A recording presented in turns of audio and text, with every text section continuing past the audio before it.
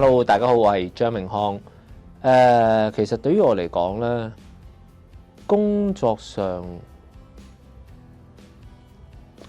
嘅唔開心對於我嚟講，其實係屬於好小事。每一次我覺得唔開心嘅都係人嘅離開，因為我覺得人對於人個影響係最大。咁每一次有親人離開嘅時候咧，其實係都會有好難受。係好難受，你會覺得，咦？點解好似係咪有啲嘢未做得夠呢？你永遠都唔會覺得做得夠。咁嚟緊要點樣面對？你又要繼續行落去喎。咁你點樣可以面對同埋可以頂得住呢一種咁痛苦嘅感覺？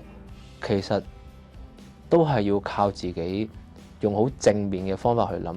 其實離開咗嘅人一直喺背後仲喺度支持緊你。佢離開之前留低嘅理念，你點樣可以去繼承到，可以實現到，可以做到當時對佢嘅承諾？跟住每一次一步一步去做到嘅時候，呢一個好正面嘅諗法，呢種感覺係會令到你慢慢可以放得低之前嗰一種傷痛，而令呢一件事慢慢會變返正面嘅。所以呢一個就係我覺得，用正面方法去諗，係會解決到任何所有過唔到嘅難關。所以記住一句說話：坎坷過後有艇搭。